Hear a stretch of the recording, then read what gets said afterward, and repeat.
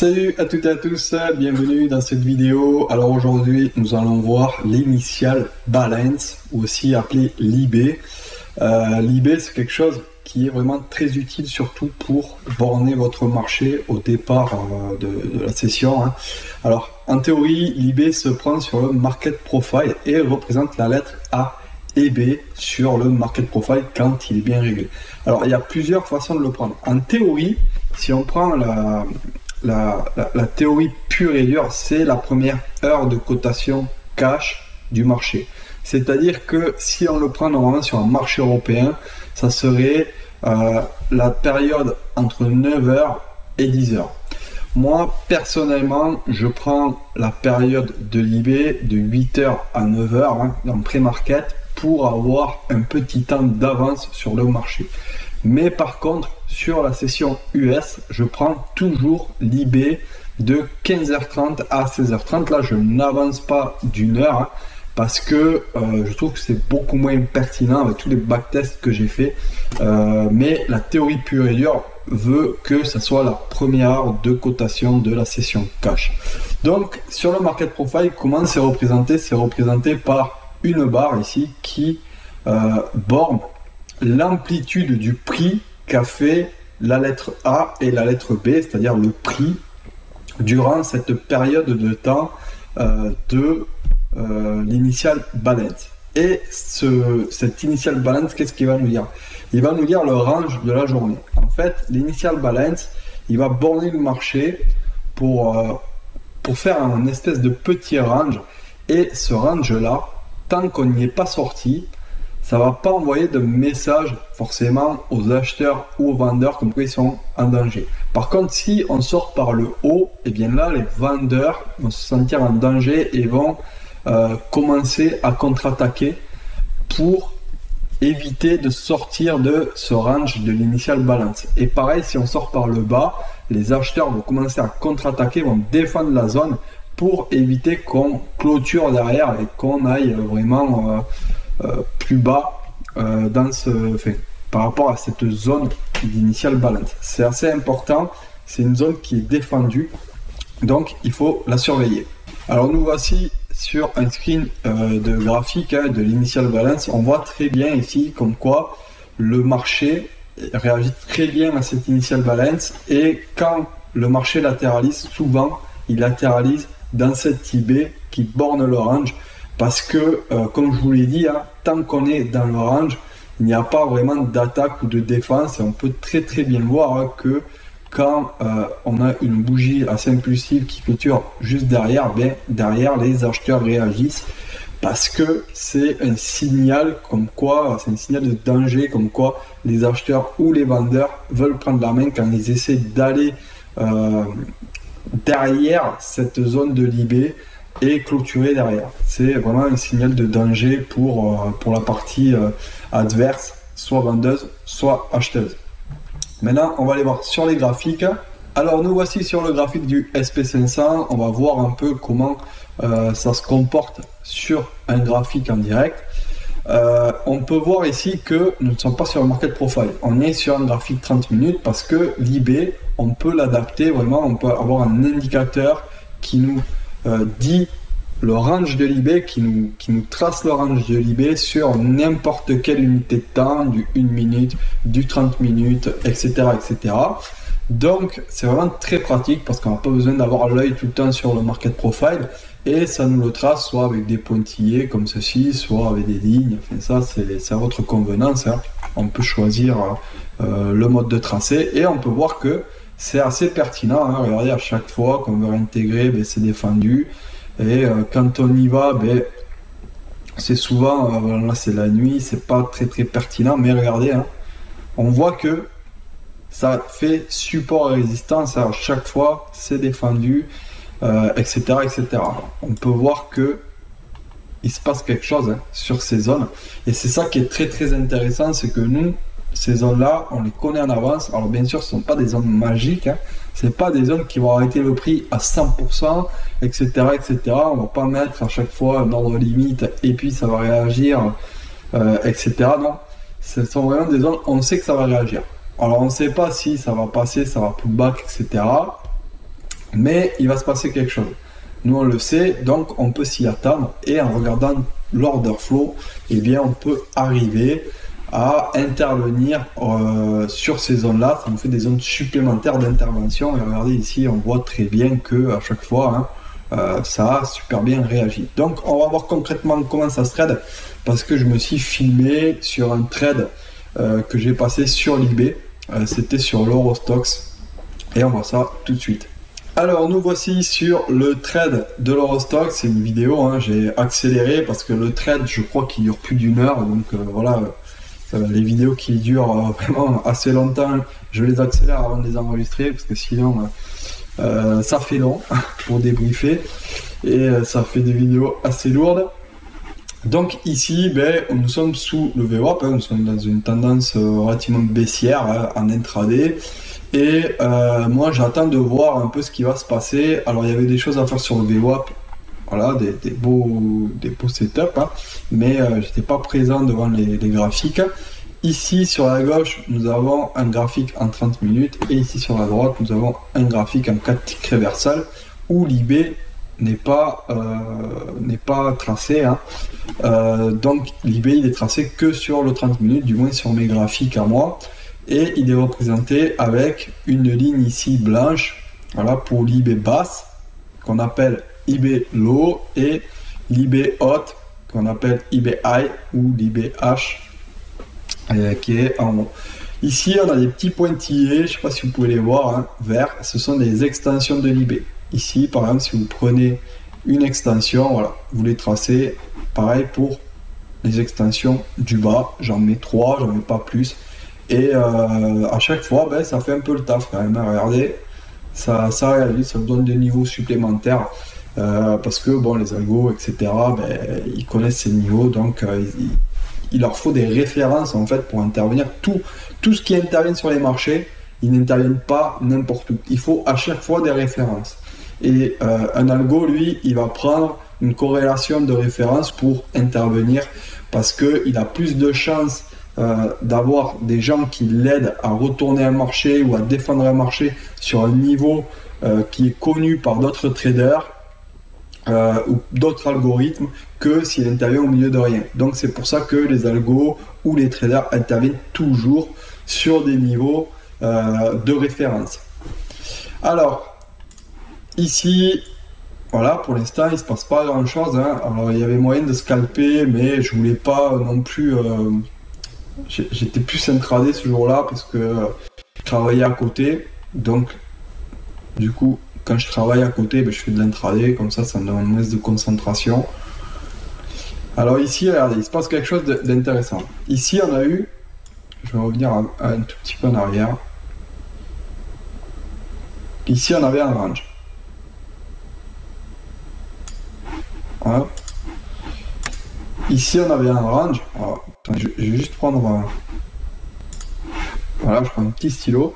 Ici on avait un range, voilà, qui est borné, hein. Alors bon, est-ce que il y avait un petit biseau ou pas, bon voilà, je le simplifie, hein.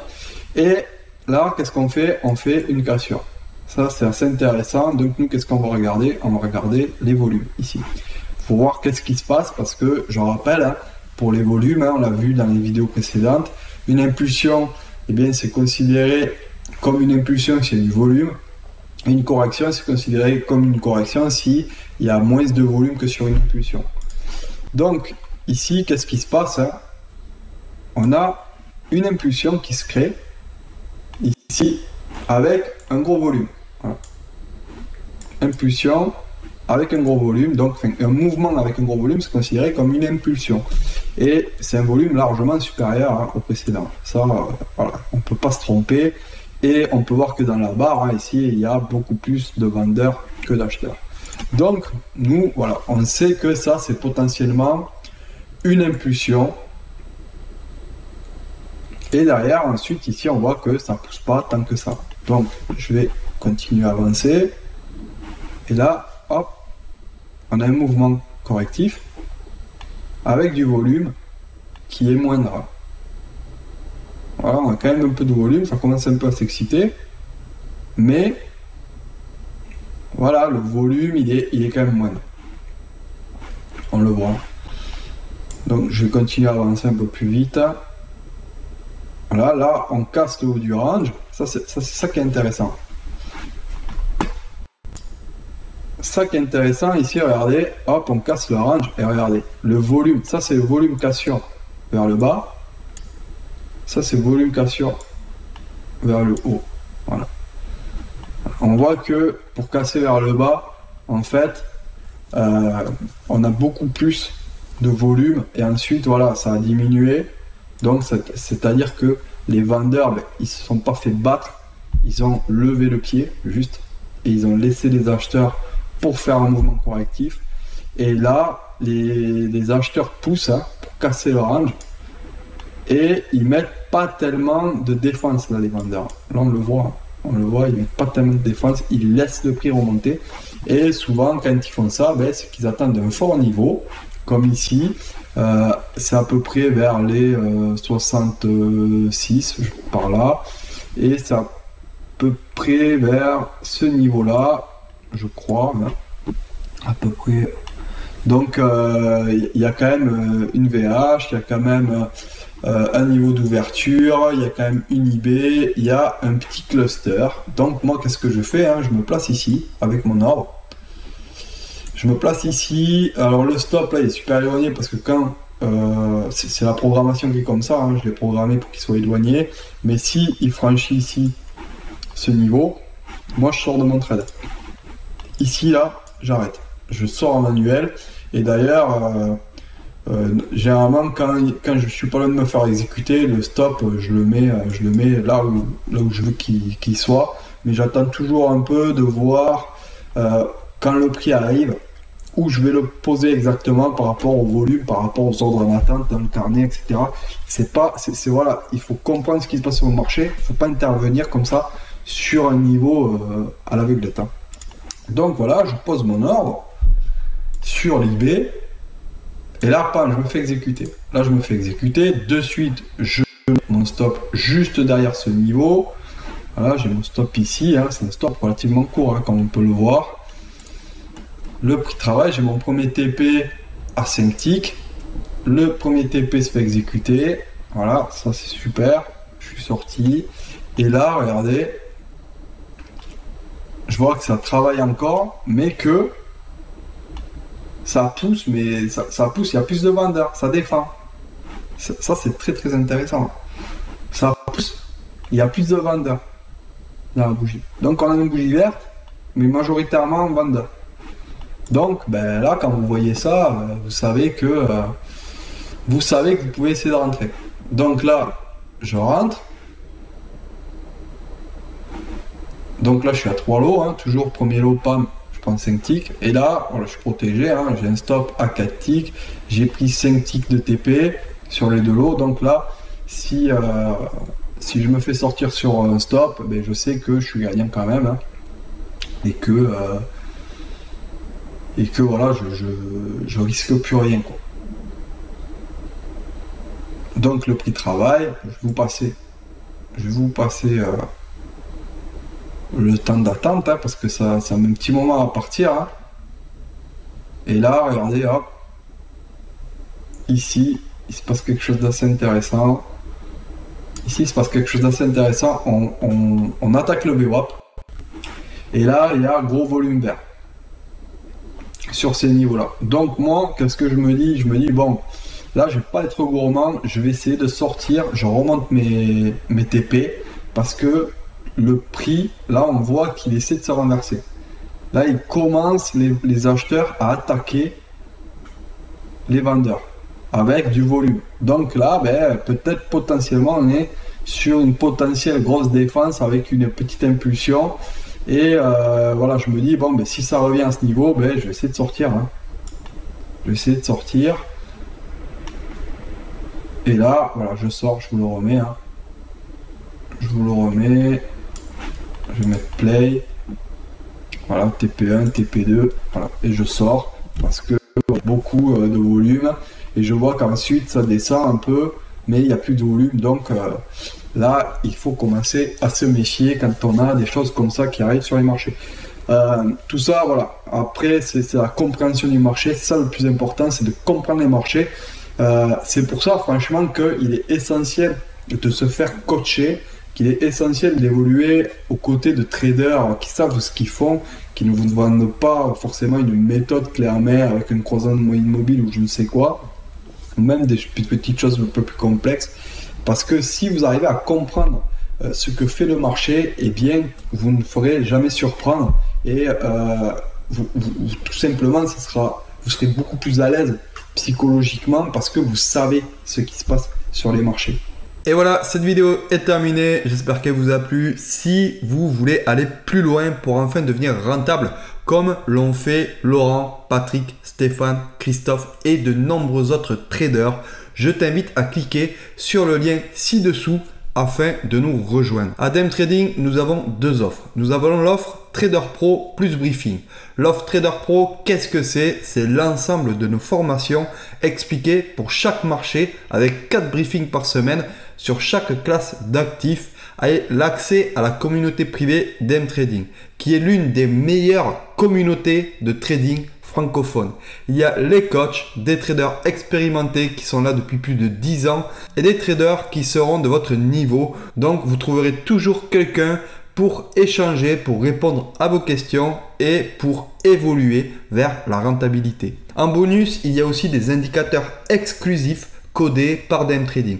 Il y a des indicateurs Sierra Chart, il y a des indicateurs TradingView, des indicateurs aussi sur ProRealTime et il y a aussi un screener de marché qui vous permet de scanner l'ensemble des marchés américains afin de gagner un temps considérable et de savoir où investissent les institutionnels. Et il y a aussi l'offre Trader Pro plus Briefing plus Coaching. C'est l'ensemble des choses que je vous ai énumérées précédemment, mais en plus, il y a le coaching. Il y a 4 coachings par semaine. Ce sont des coachings groupés où chacun expose ses trades individuellement au coach et le coach corrige les trades en live sur Zoom. Le coaching va vous faire gagner un temps considérable car en plus d'avoir une expertise d'un trader professionnel qui corrige vos trades en direct et qui répond à toutes vos questions, vous aurez la chance de voir la réussite et les erreurs des autres traders. En voyant les erreurs des autres, vous n'aurez pas à les faire et en voyant la réussite des autres, vous comprendrez aussi le mécanisme de réussite avec ces exemples de trades gagnants. Nous organisons aussi régulièrement des trading live sur le Discord afin de pouvoir échanger et trader sur les marchés en direct en toute transparence. Si vous avez des questions, n'hésitez pas à nous contacter à contact@dmtrading.fr ou par téléphone. On se retrouve très vite dans la prochaine vidéo. Allez, à plus. Ciao.